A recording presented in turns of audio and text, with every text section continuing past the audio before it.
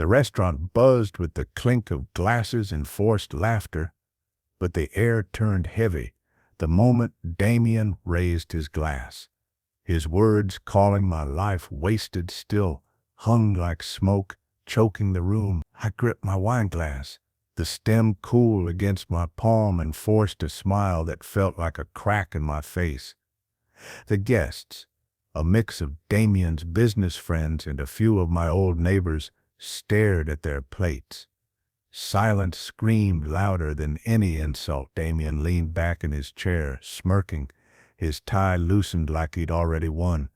Vivienne, his wife, sat beside him, her diamond earrings catching the chandelier's light.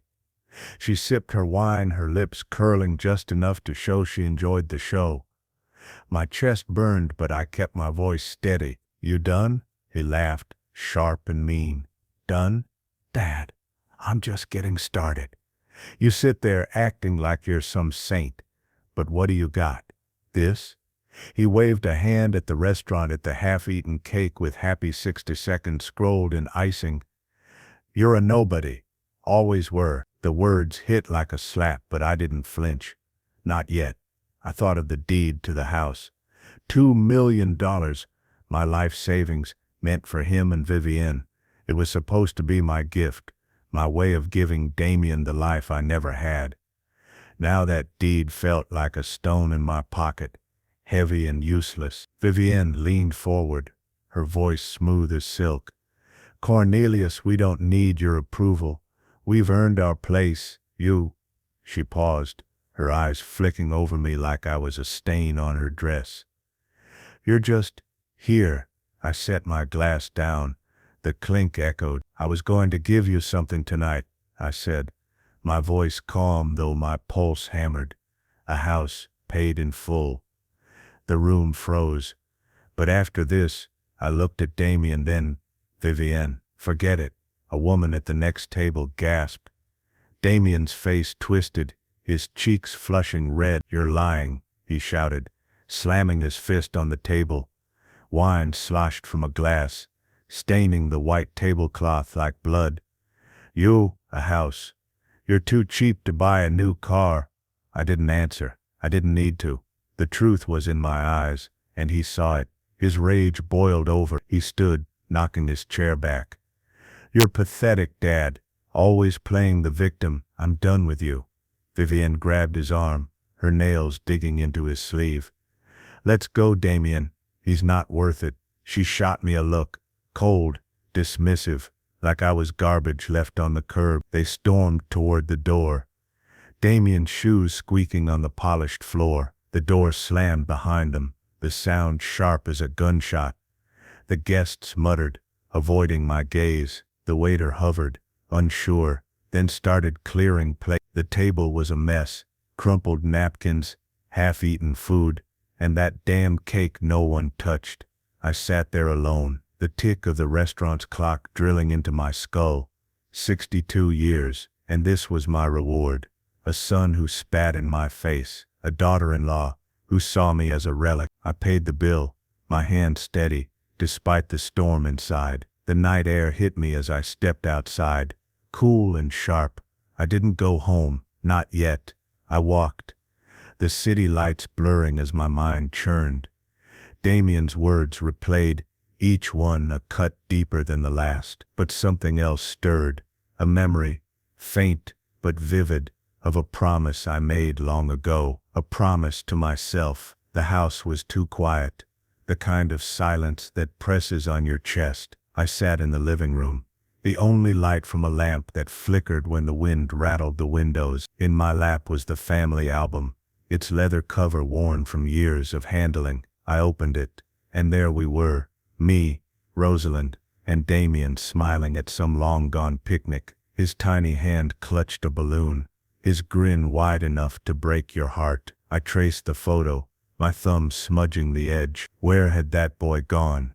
My mind slipped back, unbidden, to the day I sold my old Mercedes. It was a classic, pristine, and I loved it. Damien was 18, accepted into a college I couldn't afford. I stood in the driveway, watching the buyer drive it away, the cash in my pocket feeling like a betrayal. That money paid for Damien's first semester. He hugged me that night, his voice thick with promise. I'll make you proud, Dad. I'll pay you back. The restaurant buzzed with the clink of glasses and forced laughter, but the air turned heavy the moment Damien raised his glass. His words, calling my life wasted, still hung like smoke, choking the room. I gripped my wine glass, the stem cool against my palm, and forced a smile that felt like a crack in my face. The guests, a mix of Damien's business friends and a few of my old neighbors, stared at their plates. Silence screamed louder than any insult. Damien leaned back in his chair, smirking, his tie loosened like he'd already won. Vivienne, his wife, sat beside him, her diamond earrings catching the chandelier's light. She sipped her wine, her lips curling just enough to show she enjoyed the show. My chest burned, but I kept my voice steady. You done? He laughed, sharp and mean. Done? Dad, I'm just getting started. You sit there acting like you're some saint. But what do you got? This? He waved a hand at the restaurant, at the half-eaten cake with happy 60 seconds scrolled in icing. You're a nobody. Always were. The words hit like a slap, but I didn't flinch. Not yet. I thought of the deed to the house. $2 million, my life savings, meant for him and Vivienne. It was supposed to be my gift, my way of giving Damien the life I never had. Now that deed felt like a stone in my pocket, heavy and useless. Vivienne leaned forward, her voice smooth as silk. Cornelius, we don't need your approval. We've earned our place. She paused, her eyes flicking over me like I was a stain on her dress. You're just here. I set my glass down. The clink echoed. I was going to give you something tonight, I said, my voice calm though my pulse hammered. A house paid in full. The room froze. But after this, I looked at Damien, then Vivienne. Forget it, a woman at the next table gasped. Damien's face twisted, his cheeks flushing red. You're lying, he shouted, slamming his fist on the table. Wine sloshed from a glass, staining the white tablecloth like blood. A house. You're too cheap to buy a new car. I didn't answer. I didn't need to. The truth was in my eyes, and he saw it. His rage boiled over. He stood, knocking his chair back. You're pathetic, Dad. Always playing the victim. I'm done with you. Vivienne grabbed his arm, her nails digging into his sleeve. Let's go, Damien. He's not worth it. She shot me a look, cold, dismissive, like I was garbage left on the curb. They stormed toward the door, Damien's shoes squeaking on the polished floor. The door slammed behind them, the sound sharp as a gunshot. The guests muttered, avoiding my gaze. The waiter hovered, unsure, then started clearing plates. The table was a mess, crumpled napkins, half-eaten food, and that damn cake no one touched. I sat there alone, the tick of the restaurant's clock drilling into my skull. 62 years, and this was my reward. A son who spat in my face, a daughter-in-law who saw me as a relic. I paid the bill, my hand steady, despite the storm inside. The night air hit me as I stepped outside, cool and sharp. I didn't go home, not yet. I walked, the city lights blurring as my mind churned. Damien's words replayed, each one a cut deeper than the last. But something else stirred, a memory, faint but vivid, of a promise I made long ago, a promise to myself. The house was too quiet, the kind of silence that presses on your chest. I sat in the living room, the only light from a lamp that flickered when the wind rattled the windows. In my lap was the family album, its leather cover worn from years of handling. I opened it, and there we were, me, Rosalind, and Damien smiling at some long-gone picnic. His tiny hand clutched a balloon, his grin wide enough to break your heart. I traced the photo, my thumb smudging the edge. Where had that boy gone? My mind slipped back, unbidden, to the day I sold my old Mercedes. It was a classic, pristine, and I loved it. Damien was 18, accepted into a college I couldn't afford. I stood in the driveway, watching the buyer drive it away, the cash in my pocket feeling like a betrayal. That money paid for Damien's first semester. He hugged me that night, his voice thick with promise. I'll make you proud, Dad. I'll pay you back. I'd spent decades building a life, a fortune, while they squandered theirs. They'd underestimated me. That was their mistake. I stood, crossing to the study's door. I closed it, the click solid, final. The room felt different now, like a war room instead of a refuge. The clock ticked on, but it didn't bother me anymore. It was counting down to something new. The library's reading room smelled of old paper and dust, the kind of scent that clings to your clothes. I sat at a corner table, surrounded by stacks of financial journals, their pages yellowed and crisp. The clock on the wall ticked each second, a nudge to keep digging. My laptop hummed softly, open to a database of business filings. Damien's name glared back at me from the screen, tied to a sinking ship of a company. I jotted a note, over-leveraged, investors fleeing. My pen, its grip worn smooth, scratched against the paper. I'd spent decades analyzing numbers, spotting cracks in deals others missed. That skill, dormant since retirement, woke up now. Damien's business was a house of cards, big promises, no substance. I found an article buried in a trade journal detailing a shady loan he'd taken to prop up his startup.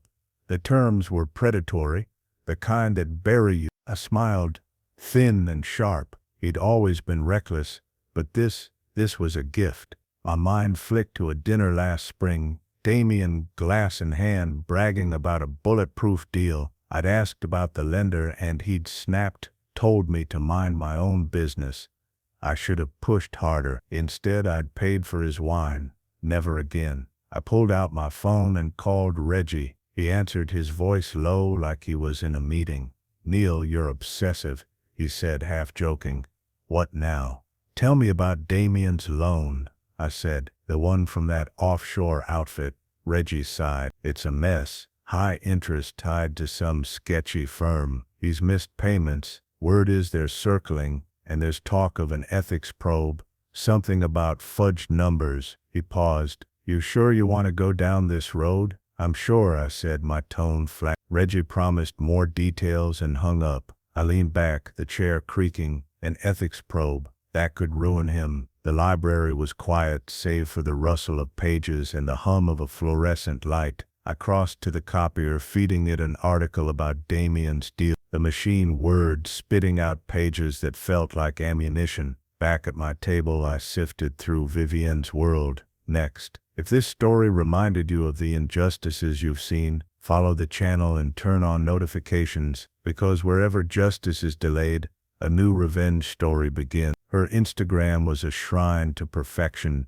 designer bags, curated brunches, sponsored posts, but the comments told another story. Brands dropping her, whispers of inflated follower counts. One scandal and her empire would crack. I stacked the documents, their edges uneven, and slid them into a folder. The clock read 3:17 p.m. Time was moving, and so was I. Outside, the wind howled, rattling the library's glass doors. I stepped through them, the folder under my arm, and headed to a cafe down the street. My next move was close, so close I could feel it. The cafe's corner booth was dim, the kind of spot where no one looks twice. My laptop screen glowed, a VPN masking my tracks. The air smelled of burnt coffee and pastries gone stale. I typed carefully, crafting an email to one of Damien's investors, a man named Thornton Pierce, known for cutting losses fast. The subject line was simple: concerns about your investment. Attached were scanned copies of the loan agreement, and that damning article. No signature, no trace, just facts. I hovered over the send button, my finger steady. This was it, the first cut.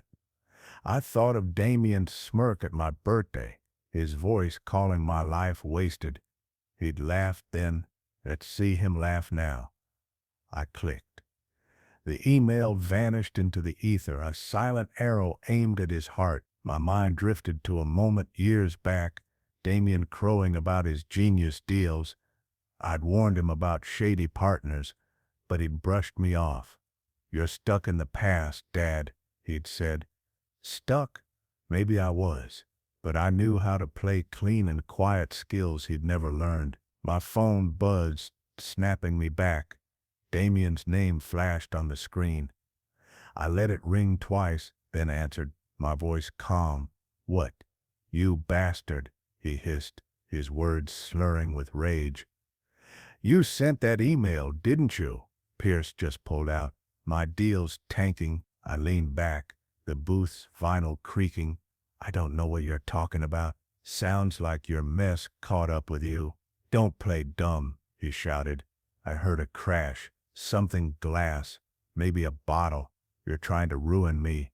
"You're doing that yourself," I said, and hung up. My pulse was steady, my hands cool. I checked my inbox, a reply from Pierce's assistant. "Mr. Pierce is reviewing the materials and has paused all commitments." Perfect. The cafe's clock ticked, its hands creeping toward evening. Damien's thread echoed, but it was empty. He was scrambling, and I was just starting. Vivienne was next. Her sponsors wouldn't like what I'd found about her authentic brand. I closed my laptop, the screen's light fading. The door jingled as I stepped outside, a small recorder in my pocket, its weight a promise of more to come. The knock on my door was sharp, like a hammer on steel. I knew who it was before I opened it. My hand brushed the recorder in my pocket, its button already pressed. The living room was dark, save for a flickering lamp that cast long shadows on the wall. I opened the door, and there they were, Damien, his face red and twisted, and Vivienne, her eyes cold as frost. The scent of her perfume, sharp and floral, hit me like an insult. "You've gone too far," Damien spat, pushing past me. His shoes scuffed the hardwood. Vivienne followed, her heels clicking, her purse clutched like a shield. I closed the door, the click loud in the tense air. "Sit," I said, gesturing to the couch. They didn't. Damien paced, his fists clenched, while Vivienne stood rigid, her lips a thin line. "You tanked my deal," Damien said, his voice low, dangerous. "Pierce is gone, and now the bank's calling. You owe me, Dad. Fix this." I crossed my arms, my face a mask. "Owe you? After what you said, you called me nothing." Vivienne stepped forward, her voice smooth, practiced. "Cornelius, let's be reasonable. We're family. You don't want to hurt Damien's future, do you?" Her smile was fake, her eyes calculating. I saw right through her. "Family," I said, my tone ice. "Family doesn't humiliate each other in front of strangers." Damien slammed a hand on the wall, the sound sharp. "Enough games. Give me the money to cover the loan, or I'll make sure everyone knows what a selfish old man you are." I didn't flinch. The recorder hummed silently, catching every word. "You're not getting a dime," I said. "You made your choices." Vivienne's mask slipped, her voice sharp. "You're pathetic, Cornelius, hoarding your money while we struggle. You're no father." She turned to Damien. "Let's go. He's useless." Damien glared, his breath heavy. "This isn't over. I'll bury you." He stormed to the door, Vivienne trailing him. The door slammed, the sound echoing in the quiet house. The clock ticked steady, relentless. I pulled the recorder out, its red light steady. I played it back, their voices clear. Damien's threats, Vivienne's venom. My lips curved, not quite a smile. This was gold. I sat at my desk. The recorder beside my laptop, the screen woke with a soft glow, and I opened a new file. Damien and Vivienne thought they could bully me. They were about to learn how wrong they were. The lawyer's office was cramped, the air thick with a scent of ink and old coffee. Papers teetered in stacks on the desk, and a window AC unit rattled like it was on its last legs. I slid a USB drive across to Montgomery Crane, my old friend and occasional legal counsel. His gray eyebrows lifted as he plugged it into his laptop. The clock on his wall ticked, each second a reminder that time was my ally now. I leaned back in the creaky chair, my notebook open, its pages filled with precise ink steps. Monty played the recording, Damien's threats, Vivienne's venom. His frown deepened with every word. "This is dynamite, Neil," he said, pausing the audio. "But dangerous. You sure you want to play this game?" "I'm not playing," I said, my voice low, steady. "They crossed a line. I'm just evening the score." He nodded, rubbing his chin.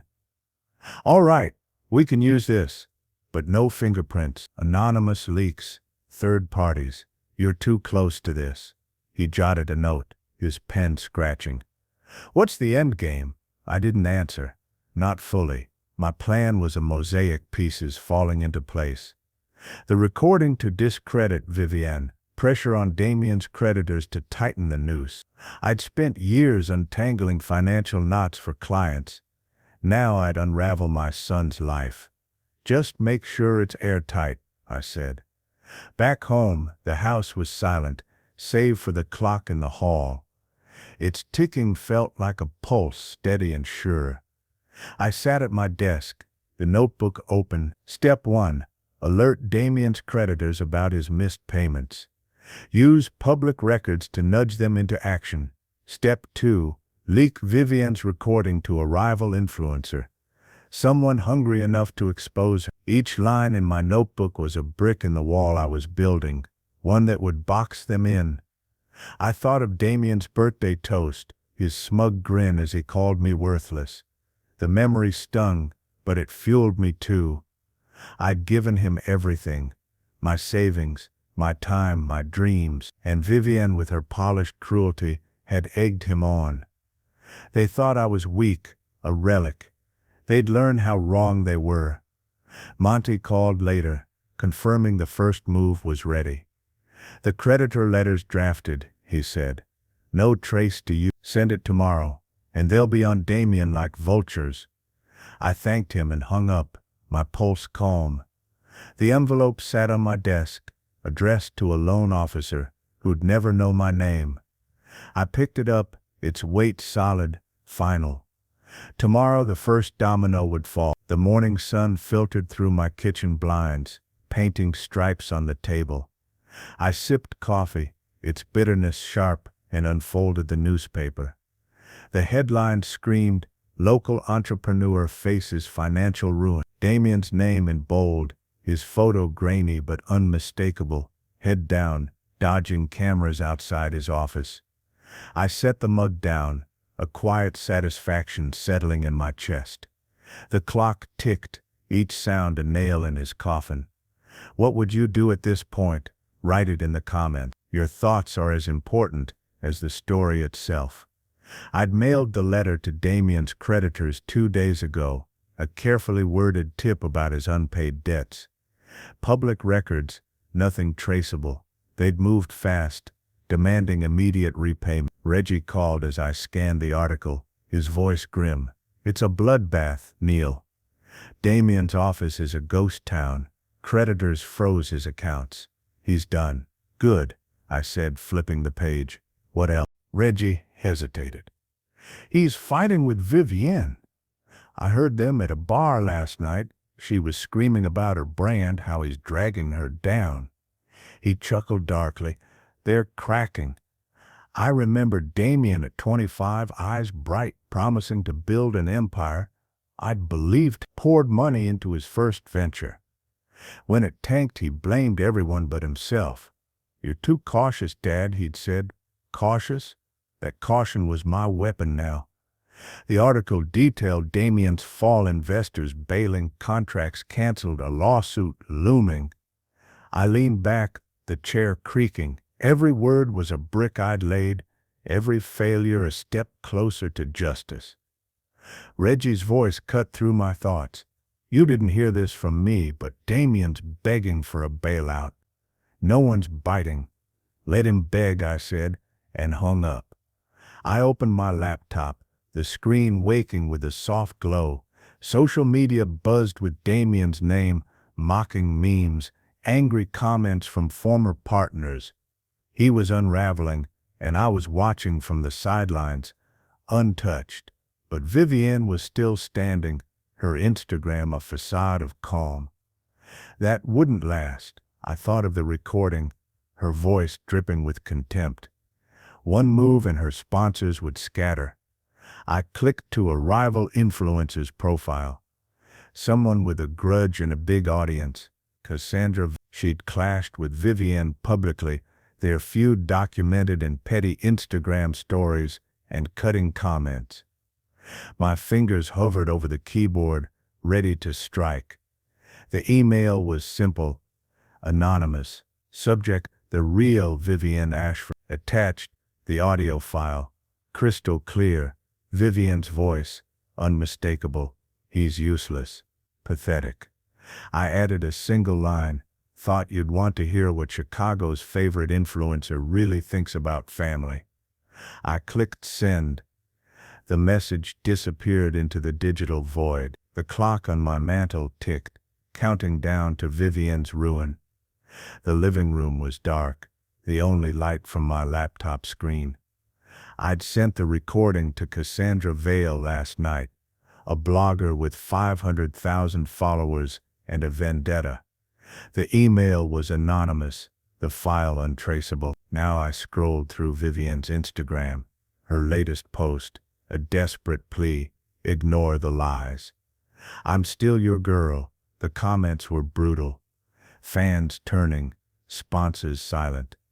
Her phone, I imagined, was dark, its screen a mirror of her fading influence. The clock on the mantel ticked, counting down her reign.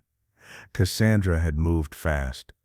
She'd posted the recording last night, Vivienne's voice clear, he's useless.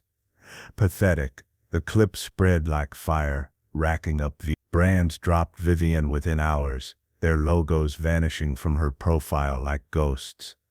I leaned back, the couch creaking, and let a small smile form. She'd called me invisible at a party once, her laugh sharp as glass. Invisible, not anymore. I thought of that night, her standing by Damien, both of them mocking me in front of their friends.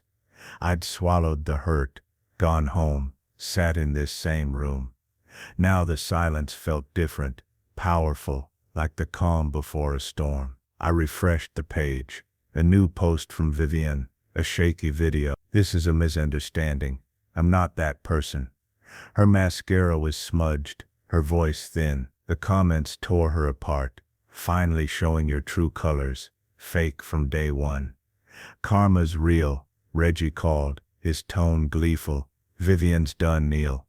No sponsors, no invites. She's radioactive. He paused. You're playing a hell of a game. No game, I said, my voice even. Just consequences. I hung up, my eyes on the screen. The news site ran a story. Influencers fall, shocks, Chicago elite. Vivienne's photo, her smile forced, stared back. I closed the laptop, the click, sharp in the quiet house. I stood, stretching, and glanced at the clock. Late, but I wasn't tired. Damien and Vivienne were cornered, their lives crumbling under the weight of their own greed. I planned every step, and it was working. But I wasn't done. Not yet. A text buzzed on my phone. Unknown number. You're a monster. You destroyed us. Happy now. Vivienne. I typed back slowly, deliberately. You destroyed yourselves. I just watched. I hit send, then blocked the number. The clock ticked on, steady and relentless. Tomorrow would bring more fallout. Tonight, I slept better than I had in months. A knock at the door broke the silence. Hard and urgent, my pulse quickened, but I didn't flinch. I knew who it was. I crossed the room, my steps steady, and reached for the handle. The knock came again, harder, rattling the doorframe. I stood in the dim hallway, the clock on the wall ticking like a metronome. My hand rested on the knob, steady, as I opened the door. Damien and Vivian stood there, soaked from the rain, their faces drawn and desperate. Damien's shirt clung to him, wrinkled, the collar askew. Vivian's makeup streaked down her cheeks, her eyes red and hollow. The scent of wet asphalt followed them, sharp against the warmth of my house. "Dad," Damien started, his voice cracking. "We're sorry. We were wrong. Please." He stepped forward, his shoes squelching. Vivian clutched her purse, her knuckles white. "You've got to help us," she said, her tone soft, almost pleading, but her eyes betrayed a flicker of calculation. I didn't move. The memory of Damien's toast burned in my mind, his smirk, his words, "Your life's a waste." I saw Vivian's cold smile, her dismissal of me as nothing. Now here they were, broken, begging. "Help you," I said, my voice low, even. "After what you did." Damien's face twisted. "We lost everything. The business, the sponsors, everything's gone." His hand shook, and he ran one through his wet hair. "You did this, didn't you? But I'm your son. You can't just destroy me." Vivian touched his arm, her voice smoother. "Cornelius, we're family. You're better than this. Let's fix it together." Her words were honey, but they rang hollow, like a script she'd rehearsed. I stepped back, my gaze hard. The clock's ticking filled the silence. "You made your choices," I said. "You spat on everything I gave you. Family? You don't know the meaning of." Damien lunged forward, his voice rising. "You're heartless. You ruined us." I held up a hand, stopping him cold. Vivian grabbed his sleeve, her nails digging in, but her eyes stayed on me, searching for a crack. She found none. Subscribe and stay tuned so you don't miss any true revenge stories. Sometimes, even silence is the strongest form of revenge. "Get out," I said, each word deliberate. "You're not welcome here." Damien's jaw dropped, his breath ragged. Vivian's face hardened, her mask slipping. "You'll regret this, Cornelius," she hissed, but her voice trembled. I opened the door wider, the rain's patter loud against the porch. They hesitated, then turned, Damien muttering under his breath. The door closed with a heavy thud, locking them out. The silence that followed was thick, unbroken, except for the clock's steady rhythm. I walked to the living room, my steps slow. On the mantel sat a framed photo of Rosalind, her smile soft, timeless. I touched the glass, my fingers lingering. "You'd have hated this, Rosa," I murmured. "But it's done." The weight of the night settled, but it wasn't heavy. It was final. 3 days passed in a strange calm. No calls from Damien, no desperate texts from Vivienne. The silence was complete, and I welcomed it. I sat in my study, reviewing paperwork for the Rosalind Ashford Foundation, named after my wife, dedicated to her memory. She'd always dreamed of helping families in need, giving scholarships to kids who deserved a shot.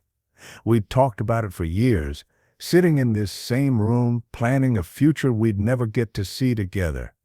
Now, I was making it real. The foundation would be funded with $2 million, the same amount I'd planned to give Damien for the house. Money meant for him and Vivienne, now redirected to people who'd actually appreciate it. The irony wasn't lost on me. I signed the final documents, my signature bold and clear. The foundation was official. Scholarships, family support programs, community outreach. Everything Rosalind had wanted. Benedict Hughes, the organizer I'd hired, called to confirm the launch event. Next Sunday at the community center, everything's set. Press will be there. Good, make sure it's about the work, not me. Understood, Mr. Ashford. I hung up and leaned back, the chair creaking.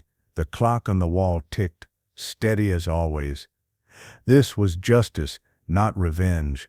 Damien and Vivienne had chosen greed and cruelty. I'd chosen to honor Rosalind's memory and help people who needed it. The contrast was stark, deliberate. My phone buzzed, a text from an unknown number. I opened it, expecting more venom from Vivienne. Instead, it was a photo of Damien and Vivienne loading boxes into a beat-up van, their faces gaunt, their clothes rumpled. The caption read, "Leaving Chicago. You win." I stared at the photo for a long moment. No triumph rose in my chest, no satisfaction, just a quiet finality, like closing a book I'd been reading for too long. I deleted the message and blocked the number. The clock ticked on. Tomorrow was the foundation launch, a new chapter, one that had nothing to do with Damien or Viv. The sun blazed over the community center, its lawn dotted with balloons and banners. A crowd milled about, their chatter warm, excited. I stood at a podium, the microphone cool in my hand, a bronze plaque gleaming behind me, Rosalind Ashford Foundation. The air smelled of fresh grass and hope. The clock tower nearby ticked, its sound faint but present, a reminder of time moving forward. I cleared my throat, the crowd quieting. "This foundation," I said, my voice steady, "is for families who need a hand up, for kids who deserve a chance. It's Rosalind's dream, and today it's real." Applause erupted, hands clapping, faces smiling. I scanned the crowd, neighbors, strangers, a few old colleagues, no Damien, no Vivienne, just people who believed in this. Rosalind's face flashed in my mind, her laugh bright as we'd planned a future of giving back. We'd never gotten there together, but I was here now, honoring her. My chest tightened, but I pushed through, shaking hands as people approached. A young mother thanked me, her son clutching a scholarship letter. "This changes everything," she said, her eyes shining. I nodded, words caught in my throat. Benedict, the organizer, leaned in as the crowd thinned. "Heard your son's in rough shape," he whispered. "Skip town, they say." I shrugged, my face neutral. "That's his story, not mine." Benedict nodded, letting it drop. The rumors didn't matter. Damien and Vivienne were shadows now, their lives a cautionary tale. The ceremony ended, and I walked to my car, the sun warm on my back. The foundation was funded, millions from my savings, built over decades of quiet discipline. I'd never flaunted it, never needed to. Now it was Rosalind's legacy, not just mine. The thought steadied me, like a hand on my shoulder. I reached my car, pausing at the mailbox nearby. A single envelope waited, the handwriting unmistakably Damien's. My fingers brushed it, the paper rough. I slipped it into my pocket. Unopened, the clock tower chimed, its notes carrying on the breeze. I wasn't ready to read his words. Not yet. Maybe not ever. The memorial garden was quiet, the stone marker for Rosalind glowing in the fading light. I sat on a bench, the air cool, carrying the faint scent of pine. In my hand was Damien's letter, its edges creased from my grip. I'd read it once in the car, his words a jumble of excuses and pleas. "Please, Dad, I can fix this. Just give me one more chance. Meet me. Talk to me." I shook my head, the paper trembling slightly. Fix what? The years of disdain, the betrayal? There was nothing left to mend. I struck a match. The flame small but fierce. The letter caught fast, curling into ash that drifted to the ground. The fire felt right, cleansing, like shedding a weight I'd carried too long. The clock on my wrist ticked, its rhythm a quiet promise of days ahead. I thought of Rosalind, her dream of seeing Rome, cobblestone streets, warm cafes, the Colosseum at sunset. We'd planned it together, but life got in the way. Now I'd go, for both of us. Earlier I'd called a travel agent, my voice firm.